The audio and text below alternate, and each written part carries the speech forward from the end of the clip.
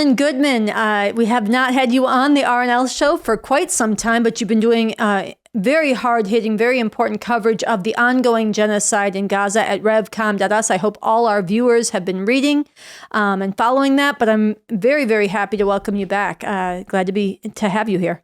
Well, I appreciate the opportunity to be here. Thanks. All right. So I want to get a picture from you of the situation on the ground in Gaza. Last week, the Prime Minister of Israel, Netan-N, came and addressed a joint session of Congress and got repeated, thunderous, enthusiastic standing ovations, bipartisan from Democrats and Republicans, as he proclaimed that, no, there's no genocide going on. Israel is deploying the most moral army in the history of humanity. They always warn civilians before they bomb. There's virtually no civilian deaths. They've let in so much aid. People should be doing just fine. And this boatload of lies on top of lies was just enthusiastically, rapturously applauded and celebrated, again, both by Democrats and Republicans. It's so important to get an honest picture of what is really going on the ground in Gaza. So why don't you give us a sense of that? Yeah, well, that was really an obscene, sickening Netan-Nazi rally. And yeah, I mean, we could spend, days going through all the lies he told, but I think one of his lies gives, if we deconstruct one of his lies, I think it gives us a picture of what's really going on. So let's start with July 12th. Israel bombed the safe zone that it has declared in the Al-Mawasi area, which is along the Mediterranean coast of Gaza. Gaza's very narrow at the south. It's 7 miles wide. Over here is Israel. Over here is the Mediterranean Sea. So Israel ordered the evacuation of Rafah. We'll come back to this. And essentially has packed nearly 1 million people into the desert sand on the shores of the Mediterranean and told people this was a safe zone.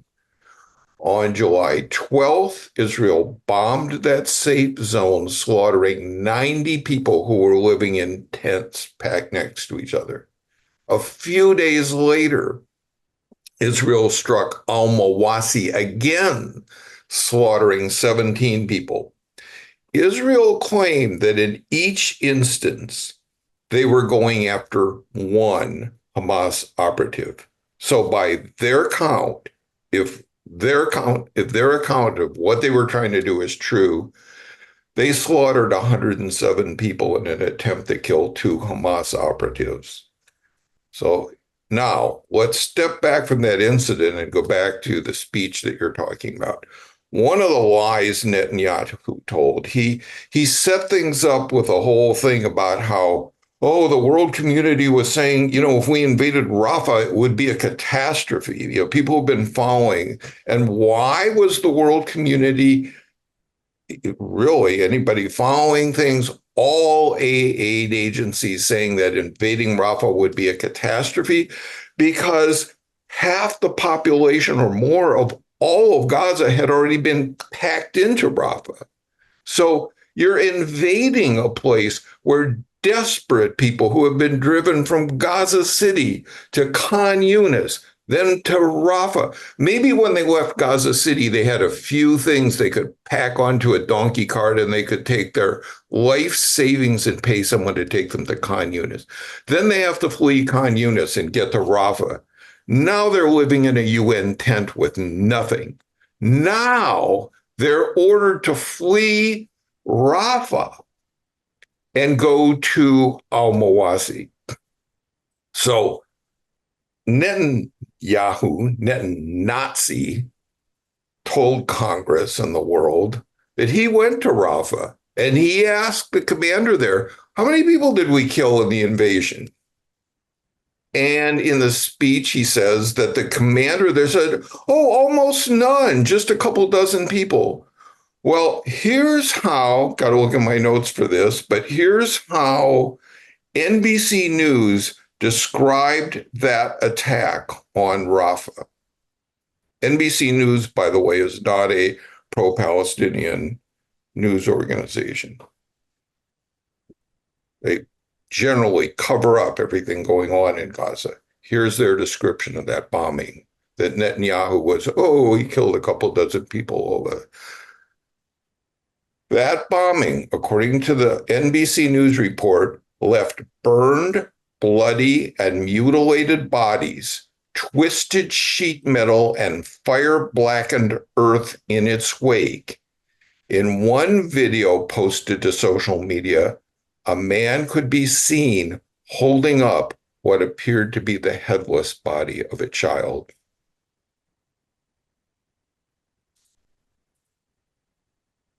Aid agencies estimated that 45 people were killed. And then what you have to factor in here is the generalized atmosphere of terror, the psychological torture. I wrote in my most recent article at revcom.us, living in Gaza is like living on death row in an American prison. You have a death sentence hanging over your head. At any minute, the warden can say your turn. The difference being on death row in America, you get food, water, and a bed. But the same thing with a death sentence hanging over everyone's head. You don't know when you lay your head down in a tent on sand, surrounded by sewage, surrounded by crying babies. You don't know if you will wake up in the morning alive or your loved ones will be there, or you will be subjected to one of these attacks. So you take there's a perfect example, and there are billions, of how Israel and its defenders and its apologists, like those in Nazi rally people, yeah, great, yeah, that's what they're applauding over and over and over again. And that's what has been backed up by Biden, by Harris, and of course the MAGA Republican fascists. Yeah, I wanted to ask you, one of the points that you've made in your articles and in our conversation before this interview is that we have to not only take into account each atrocity, each bombing of a hospital, of a refugee camp, of a school where people are sheltering. Each time people are told to evacuate point A to go to point B, only to be bombed on their way.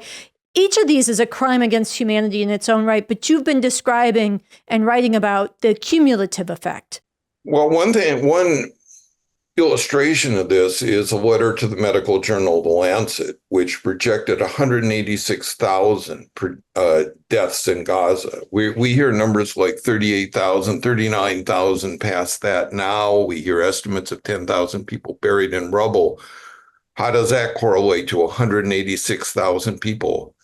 People have injuries that they're going to die from. And I think one thing that we can really focus on, and it's a core element of genocide, is creating conditions of life where childbirth is impossible. Those of you who saw my interview with Dr. Majid Jabber on earlier episode of Revolution Nothing Less show, and if you didn't, you can catch it.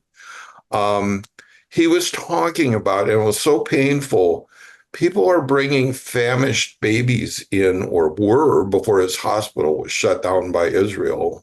But we're bringing famished babies in, too famished to feed. There's a medical problem where if a child is really famished, you have to be very careful in introducing food. And they don't have the special formula, the facilities to do this are not available. So the children die, the babies die. You have a whole generation, in a sense, of babies dying now.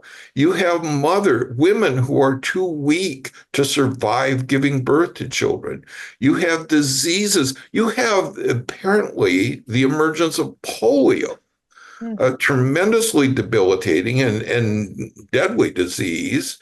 something that could be prevented if the aid agencies that have the vaccine were allowed by Israel to get into the country, get into Gaza and distribute vaccine, and they are prevented from doing that. So you see how this all, the psychological terror, I call it germ warfare, just the creating the conditions where sewage is, rivers of sewage are running through these packed tent camps.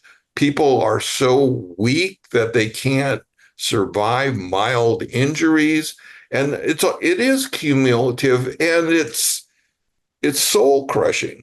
These are human beings. When you imagine if you had gone through this repeatedly, and this is what those monsters and ghouls in Congress on both sides of the aisle were applauding like it was the greatest thing in the world.